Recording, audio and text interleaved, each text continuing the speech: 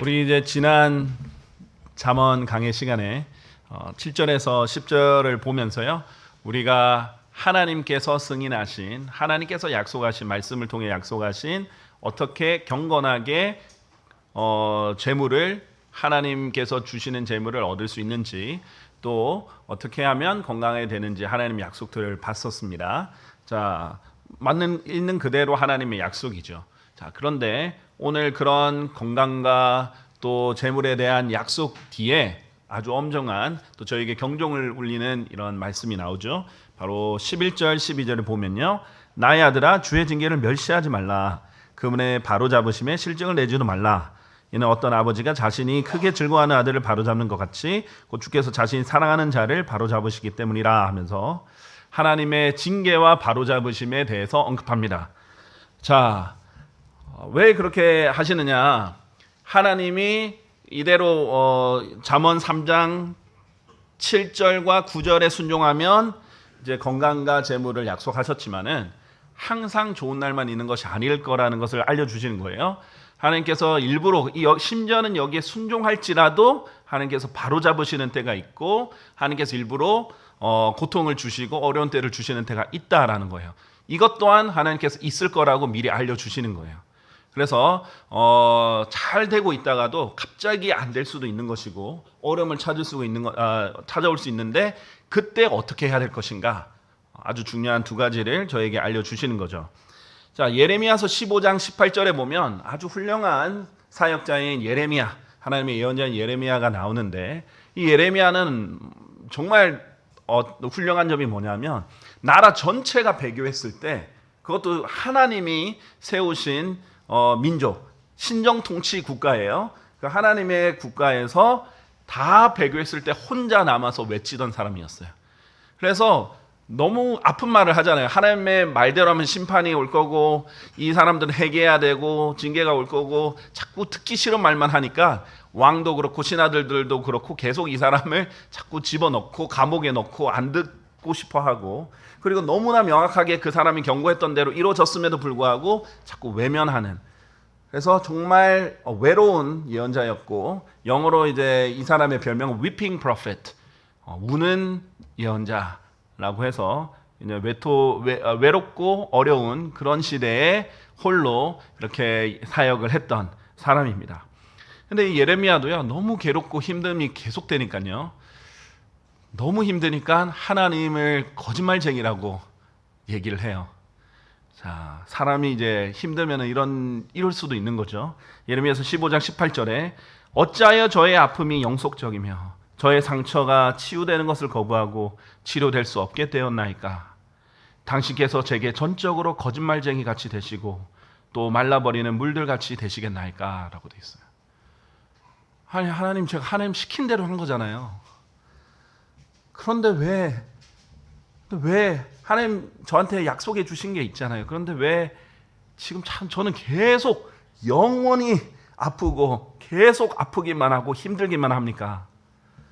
하나님 저한테 전적으로 거짓말쟁이 같이 되시고 또 말라버리는 물들 같이 되시겠습니까? 하고 하나님께 호소하는 장면입니다.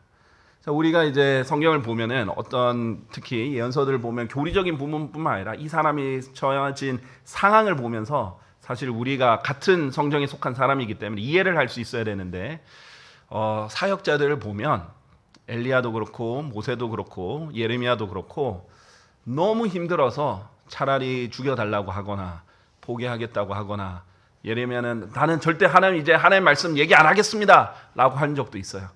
그런데 하나님 말씀이 너무나 타올라가지고 말을 하지 않을 수가 없게 돼서 말을 하기도 하고, 이렇게 하나님과 교제하는데 하나님께서 이렇게 호소하는 것에 있어서는 멸시하지 않으세요. 이해를 해주십니다. 그리고 하나님이 이거를 이렇게 교제를 해주세요. 침례자 요한도 엄청나게 훌륭한 분인데 그럼에도 불구하고 자기는 하늘의 왕국이 가까이 왔다 이렇게 회개하라 이렇게 외치고 다녔는데 감옥에 gat힌 거예요. 아니, 지금 하늘의 왕국에 가까이 와서 자기는 선두주자로 와서 외치고 왕도 왔고 내가 왕이다 이렇게 했는데 무슨 왕국은 전혀 안 이루어지고 있고 자기는 감옥에 갇혀서 이제 뭔가 자기가 거짓말쟁이가 된 것 같은 거예요. 분명히 이제 왕국이 가까이 왔다 했는데 가까이 안 오고, 그런 상황에서 제자들을 보내가지고 정말 오실 그분이 맞습니까? 하는데 믿음이 없어서가 아니에요. 침례자 요한은 자기 눈으로 성령님께서 임하시는 것도 본 사람이야. 실족할 뻔한 거예요. 그래서 이렇게 묻기도 하고 그러는데, 하나님께서는 그런 사람들을 정말 자기 일에 열심히 충실히 하면서 너무 어려워서 하나님께 토로하는 호소를 들어주십니다. 교제해 주세요. 물론 이게 나중에 이제 더 발전이 돼서 아예 불평이 돼버리고 하면 안 되겠지만은 하나님께서 이해를 해 주십니다. 그런 경우가 있을 수 있겠죠. 사람은 어려움이 계속 지속이 되고 정말 끝이 없는 것 같고 탈출구가 없는 것 같고 이러다가 그냥 이게 그냥 계속 될 것 같은 이런 어려움 가운데 절망에 빠지기도 하죠. 그래서 하나님께서 미리 알려주십니다. 그럴 때가 올 거야. 그 어떤 사람도 이 때는 피할 수 없어. 그래서 가장 지혜롭다라고 알려져 있는 솔로몬도 이런 말을 했죠. 전도서 11장 8절에 그러나 만일 사람이 여러 해들을 살며 그 모든 세월을 크게 즐거워할지라도, 오래 살고 여러 세월 동안 크게 즐거워하며 잘 살았다 할지라도 여전히 그로 하여금 어둠의 날들을 기억하게 하라. 그래도 어둠의 날들 올 거야 하고 기억하게 하라. 이는 그 날들이 많기 때문이라. 다가오는 모든 것은 헛되도다. 물론 이제 솔로몬이 이것을 쓸 때 이 마인드가, 이 주제 자체가 모든 것이 헛되다라는 약간 염세주의적으로 보는 철학자의 관점으로 보는 겁니다. 영원히 없다라는 전제에서 해 아래에 존재하는 일들만 다루는 게 초점이에요. 영원의 관점이 아니라. 자, 그렇지만 어쨌든 사람에게 어둠의 날들은 반드시 올 거라라는 것은 우리가 잊지 말아야 되는 사실이죠. 요셉도 하나님께서 신실했지만 감옥에 가도록 허락하셨고요. 그 다음에 야곱도 절름발이가 되게 하셨고 바울도 육체의 가시를 줬습니다. 신실하든 아니든 반드시 하나님께서 바로잡으시고 징계하시는 그런 날들은 올 거다라는 거죠. 그래서 히브리서 12장 6절에서 9절에 보면 심지어는 주께서 사랑하시는 자를 친히 징계하시고 그분께서 받아들이시는 모든 아들마다 책찍질하신다라고 하셨어요. 만일 너희가 징계를 견뎌낸다면 하나님께서 아들들을 대하듯이 너희를 대해 주시느니라. 그런지 아버지가 징계하지 않는 자가 무슨 아들이냐? 아버지가 징계하지 않는 자는 아들도 아니다 이거예요. 그리고 반드시 다 참여할 거다. 모든 아들마다 다 참여할 거고, 그 다음에 견뎌내면 아들들 대우를 해줄 거다라는 것이고, 또 8절 그런즉 만일 모두가 동참자들이 되는 징계가 너에게 없다면 그때 너희는 아들들이 아닌 사생아들이로다라고 돼 있어요. 그러니까 반드시 경험하게 된다. 그런데 이때 우리가 주의해야 될 게 있어요. 히브리서 12장에서도 얘기하는 것입니다. 5절에도 얘기하고 4절에도 얘기하는 것이고, 바로 이 히브리서 12장이 인용한 구절이 오늘 보시는 잠언 3장 11절 12절이에요. 특히 10절 나의 아들아 주의 징계를 멸시하지 말라. 첫 번째, 반드시 올 건데 그날이 오면 첫 번째 멸시하지 마라. 두 번째, 그분의 바로잡으심에 실증을 내지도 마라 라고 돼 있어요. 실증을 내거나 지치거나 그냥 이렇게 대꾸도 안 하려고 하거나 이런 부분들, 둘 다 양극단을 말하는 거예요. 아예 하나님이 아무리 쳐도 쳐보세요. 그냥 죽이세요. 뭐 배째라는 식으로 그렇게 대할 수도 있고, 실제로 그런 사람이 있죠. 성경에 요나서 보면은 요나 4장 9절에 이렇게 말합니다. 그러자 하나님께서 요나에게 말씀하시기를 내가 박넝쿨 때문에 분노하는 것이 잘하는 것이냐 이랬더니 이에 그가 말씀드리기를 제가 심지어 죽더라도 분노하는 것이 잘하는 것이니이다. 네, 잘했습니다. 차라리 저를 죽이세요. 그랬던 사람도 있죠. 그러니까 그렇게 하지 말라는 거예요. 징계 오면은 제가 무엇을 바로 잡아야 되겠습니까? 제가 왜 이런 일이 일어납니까? 하나님 제가 바로 잡히겠습니다. 이렇게 해야지 막 목을 꼿꼿하게 세우면서 해보세요 이런 식으로 하지 말고, 또 반대로 지쳐가지고 하나님 저 그냥 포기할래요. 낙심해버려가지고 그냥 다 놓쳐버리는, 손 놓아버리는 그런 것도 하지 말라는 거예요. 완전히 낙심도 하지 말고 완전히 뭐 꼿꼿하게 그렇게도 하지 말라는 거죠. 그러면 배운다 이거예요. 그러면 배워요. 하나님께서 사랑하시니까 하는 거다라는 거예요. 구원받지 않은 사람이 죄를 지을 때 하나님께서 다루시는 것보다 구원받지 않은 제가 구원받은 사람이랬나요? 구원받지 않은 사람이 죄를 지을 때는 거의 안 다루세요. 심지어는 계속되면 내버려도 두세요. 근데 구원받은 사람은 조금만 잘못해도 가만 안 내버려 두세요. 그게 사랑입니다. 그게 사랑이에요. 욥은 아니 제가 침을 삼킬 때도 저를 떠나지 않으시고 내가 다윗도 제가 앉아도 서도 다 이렇게 보시고 너무 저한테 집착하시는 거 아닙니까? 관심을 두시는 거 아닙니까? 이렇게 할 정도로. 이게 하나님의 사랑이 좋은 거죠. 자, 그런데 우리에게 힘들 수 있습니다. 하나님의 기준은 높거든요. 하나님의 수준은 굉장히 높거든요. 하나님은 여러분이 어떻게까지 될 수 있는지를 가능성을 알아요. 끌어올리고 싶은 거예요. 그런데 많은 사람들은 그냥 이 정도로 만족하고 그냥 그 정도로 살고 싶은데 하나님 끌어올리는 거예요. 바울과 같이 신실한 사람이 어디 있어요? 그런데도 바울을 더 끌어올려서 더 정결하게 만들고 더 하나님을 사랑하게 만들려고 육체의 가시를 결국 제거해 주지 않으십니다. 그래서 하나님과 가까우면 가까울수록 어려움이 많을 수도 있다. 자, 그러니까 하나님께 순종하면 건강도 주시고 재물도 주실 수 있는데 또 하나님 사랑하면 치실 수도 있다라는 거예요. 그리고 바로 잡는다 그 가정 가운데 고통 속에 악소리가 나는 힘듦도 경험할 수 있다는 거예요. 자, 이 두 가지를 반드시 기억을 해야지 한쪽만 이렇게 기억을 하면 나중에 실망할 수 있고 하나님 거짓말쟁이입니다 이렇게 할 수도 있겠죠. 자, 우리가 일단 교리적으로 왜 하나님께서 우리를 징계하시는가? 죄를 지었을 때도 징계하시죠. 근데 죄를 짓지 않는데도 어려움을 주실 때가 있어요.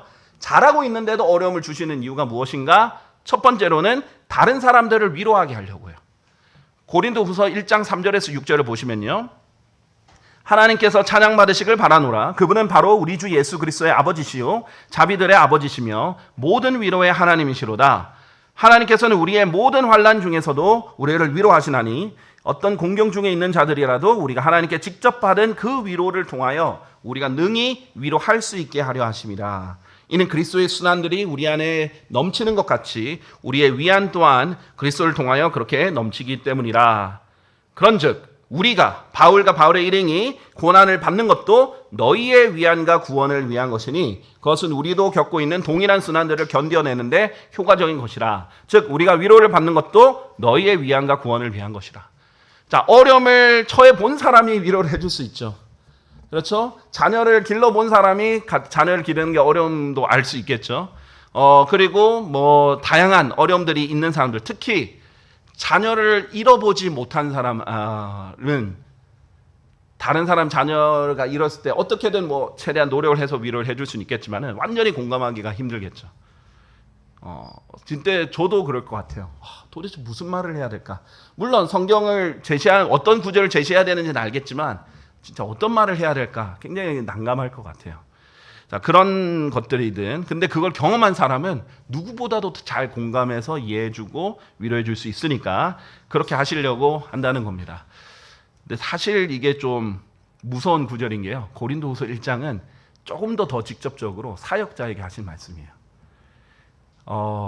특히 목회한다든지 사역을 하면 하나님께서 일부러 더 어려움을 주신다는 거예요. 그 위로를 받은 것으로 다른 사람 더 위로하게 하시려고. 굉장히 사실 두려운 일입니다. 하나님께 매일 제발 저 좀 봐주세요.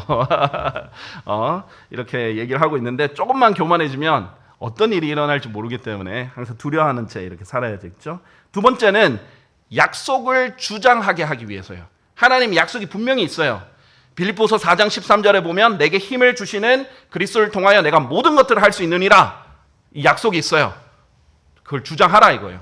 너 어려워? 힘들어? 모든 것들을 할 수 있어. 이 문맥이 뭐냐면요. 바울은 나는 완전한 비천한 가운데 정말 궁핍한 가운데도 처해봤고 부유한 가운데도 처해봤고 그런 가운데도 다 만족을 경험했다 할 줄 안다. 난 모든 것들을 예수 그리스도 안에서 예수님 힘을 나에게 주시면 모든 것을 할 수 있다. 이렇게 하는 거예요. 그러니까 어떤 어려운 가운데서도 만족하고 하나님을 찬양할 수 있는 것. 그게 진짜 경건한 능력이거든요. 그래서 모든 것들을 할 수 있다라는 것을 주장하게 하기 위해서 또 세 번째는 하늘에 소망을 두기 위해서죠. 땅이 어려우면 땅에 별 소망이 없죠. 하늘에 소망을 두게 하기 위해서 골로새서 3장 1, 2절에 보면 만일 너희가 그리스도와 함께 일으켜졌으면 위에 있는 그러한 것들을 구하라. 그곳에는 그리스도께서 하나님의 오른편에 앉아 계시느니라. 땅에 있는 것들이 아닌 위에 있는 것들에 너희의 애정을 두라 라고 말씀하셨기 때문에 그 목적에 하신 일이 있고요. 네 번째는 거룩하게 하시려고. 여러분이 징계받고 힘들고 그럴 때 죄를 거의 안 지어요. 그리고 간이 부은 사람이 아닌 이상, 뭐 요나 같은 사람이 아닌 이상 어려우면 어릴수록 진짜 하나님 제발 좀 더 봐주세요 이렇게 매달리지, 더 죄를 지으면서 해보세요 이렇게 그러지는 잘 않겠죠. 저는 이해가 잘 안 가요. 근데 그런 사람도 있긴 있습니다. 그래서 거룩함의 동참자들이 되게 하려고. 히브리서 12장 10절에 이는 그들이 진실로 그들 자신들이 기뻐하는 대로 우리를 며칠 동안 징계하였으나, 아버지를 말하는 거예요. 친아버지, 육체의 아버지는 우리를 자기가 옳다고 생각하는 대로 징계를 했으나 그분께서는, 하나님께서는 우리의 유익을 위하여 징계하셨기 때문이니 우리로 하여금 그분의 거룩함의 동참자들이 되게 하려 하심이라. 누구의 거룩함요? 하나님의 거룩함에 동참하게 하려고. 하나님의 거룩함에 동참하게 하려면 이 죄 있는 육체의 몸을 입고 있는 한 가장 사실 효과적인 방법 중에 하나가 고난입니다. 그래서 고난을 주십니다. 자, 그리고 마지막으로 고린도후서 1장 2절에 보면 하나님의 은혜가 충분하다는 것을 알게 하시려고 이렇게 주신다고 했죠. 바울에게 이렇게 말씀하셨습니다. 나의 은혜가 너에게 충분하도다. 이는 약한 가운데서 나의 힘이 완전해지기 때문이라. 내 은혜가 충분하고 너가 약해지면 약해질수록 내 능력으로 너가 살게 된다라는 것을 알려주시기 위해 이런 것들을 허락하시는 거죠. 자, 그러면 이 고난들을 잘 견뎌내면, 그래서 하나님의 징계를 잘 견디고 바로잡음을 잘 견뎌내면 업그레이드 되는 거예요. 성장하는 겁니다. 단련이 됩니다. 자, 그렇게 된 사람을 히브리서 5장 14절은 장성한 사람이다 라고 말하는데요. 그러나 단단한 음식은 장성한 나이에 이른 자들에게 속해 있나니 곧 그들은 말씀을 사용함으로써 자신들의 감각들이 단련되도록 하여 선악을 둘 다 분별하는 자들이라 라고 되어 있습니다. 자, 이런 사람들은 모든 상황에 있어서, 특히 고난에서도 말씀을 사용해서 이겨내는 사람이에요.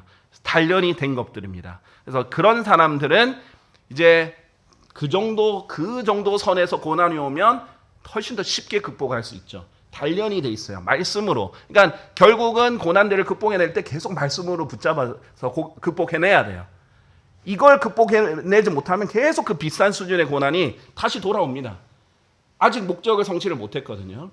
자, 그 다음에 욥기 5장 14절에, 그래서 욥기가 성경에서 가장 먼저 기록된 책 욥기죠. 3,800년 전에 기록이 됐는데 욥기가 고난에 있어서는 선두주자죠. 뭐 제일 앞서 있는 사람인데 욥기가 이렇게 말하죠. 보라, 하나님께서 바로 잡으시는 사람은 행복하도다. 그러므로 너는 전능하신 분의 징계를 멸시하지 말라. 이렇게 우리에게 교훈을 줍니다. 행복한 거예요, 사실. 하나님 바로 잡아 주실 때 행복하다, 멸시하지 마라, 이렇게 얘기를 하고 있습니다. 자, 그런데 만약에 이 말에 불순종하면 어떻게 될까요? 잠언 29장 1절 한번 가보겠습니다. 잠언 29장 1절에는 이렇게 얘기를 하십니다.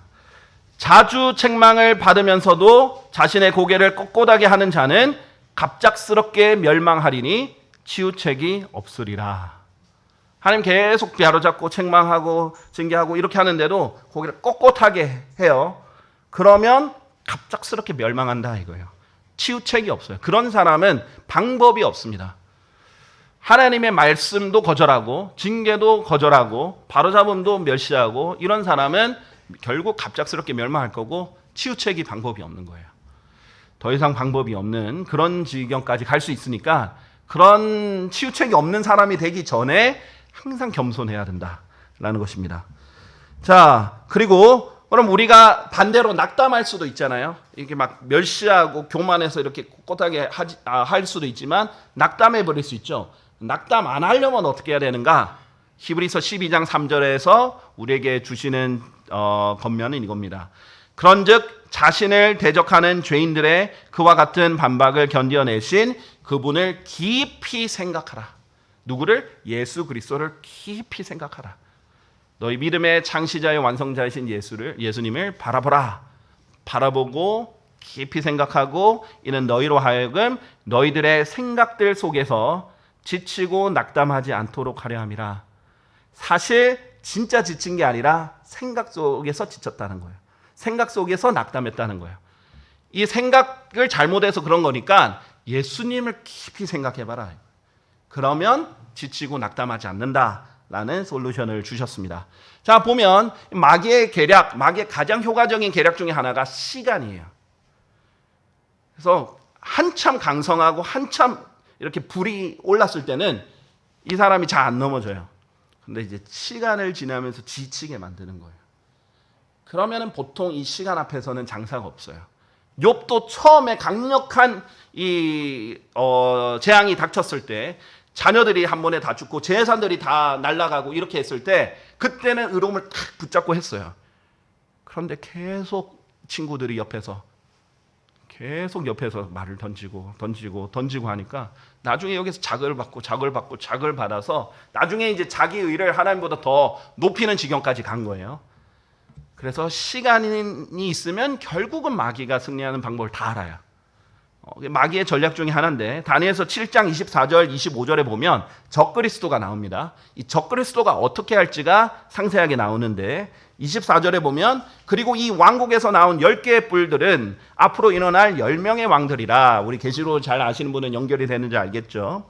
그리고 다른 왕이 그들 뒤에 일어나리라. 그리고 그는 먼저 있던 자들과 상의할 것이요 그가 3명의 왕들을 정복하리라. 적그리스도거든요. 마지막 때에 있을 10명의 왕들 중에 3명의 왕들을 정복하고 나오는 왕인데요. 25절 그리고 그는 지극히 높으신 분을 대적하여 엄청난 말들을 내뱉을 것이요 지극히 높으신 분의 성도들을 지쳐버리게 하고. 이 사람들 전략이 뭐예요? 하나님을 대적해서는 엄청난 말들을 계속 내뱉고 그 다음에 지극히 높으신 분의 성도들을 지쳐버리게 하고 때들과 법들을 바꾸려고 생각하리라. 이렇게 얘기합니다. 그러니까 마귀의 전략 중에 하나가 지치게 만드는 거죠. 지치게. 시간만 오래되면 다들 지칠 수 있습니다. 민수기 14장 1절에서 3절도 보면 지쳐버린 백성이 이렇게 반응을 하죠. 보면 1절에서 3절 광야를 막 돌다가 이제 약속의 땅이다 하고 들어가려고 했더니 정탐꾼들이 돌아와가지고 거기 거인들이 있어. 우리 가면 죽을 거야. 이렇게 했던 사람들이 낙담해서 이렇게 말합니다. 그러자 온 회중이 그들의 목소리를 높여 부르짖었더라. 그런즉 그 밤에 백성이 울었더라. 그러면서 모든 이스라엘 자녀들이 모세를 대적하여 또 아론을 대적하여 불평하였더라. 그리고 온 회중이 그들에게 같이 말하였더라. 하나님께서 우리를 이집트 지역 가운데서 죽게 하셨더라면 좋았으리라. 아니면 하나님께 바라노니 우리가 이 광야 가운데서 죽었더라면 좋았으리라. 그런즉 주께서는 어찌 우리를 이 지역으로 데려오시어 칼에 쓰러지게 하시며 우리의 아내들과 우리의 자녀들 하여금 먹이가 되게 하셨는가. 이집트로 되돌아가는 것이 우리에게 낫지 아니하랴 했어요. 이집트 절대 좋은 생활이 아니었거든요.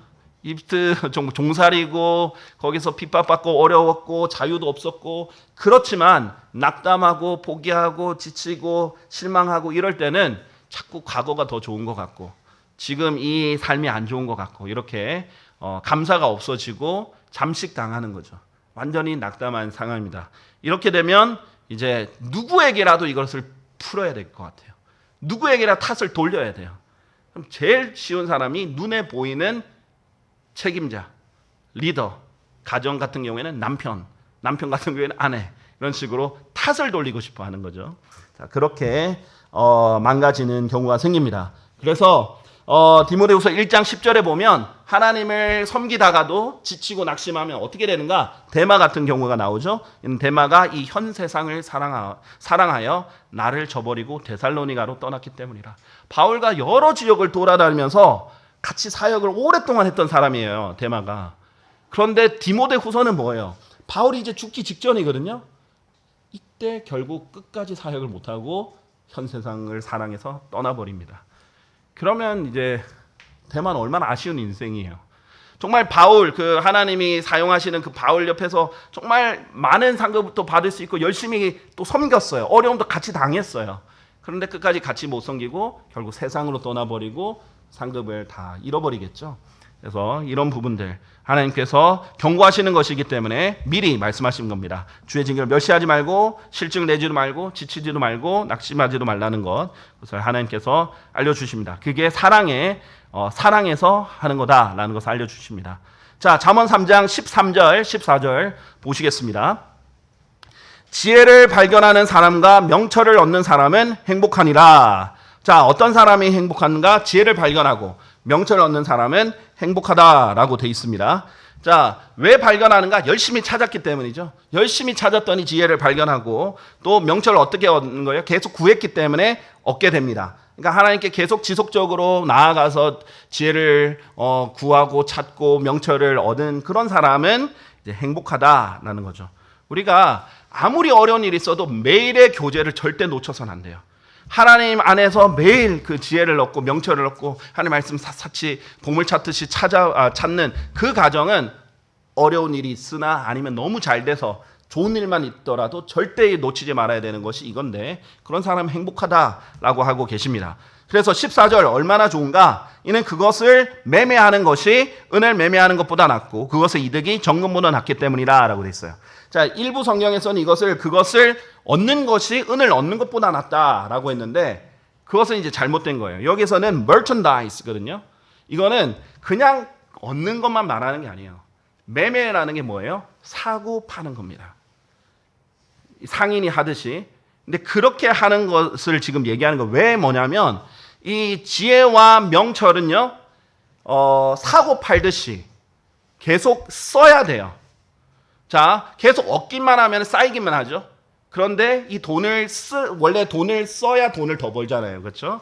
그래서 투자를 해야 돈을 더 벌듯이 하나님께서도 달란트의 예를 보면 재능은 계속 써야 달란트가 늘어나는 거라고, 재능이 늘어나는 거라고 하셨고 여기서도 마찬가지예요. 지혜와 명철 자꾸 쌓아만 둘 게 아니에요. 배우기만 하면 안 되고 써야 돼요. 사고 팔듯이 계속 알려주고 다른 사람 가르쳐주고 거래가 또 배우고 계속 그렇게 해야 늘어나는 거예요. 그게 은을 매매하는 것보다 낫다. 그리고 그러면 이득이 생기죠. 근데 그 이득이 금전적인 정금을 얻는 이득보다 훨씬 더 낫다는 거예요.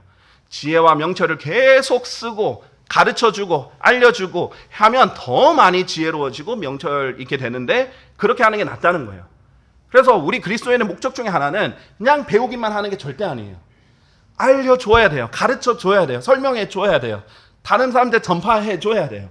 그러면 더 지혜롭게 됩니다. 더 잘하게 돼요. 하나님께서 이런 것들을 지혜롭다라고 하는 거예요.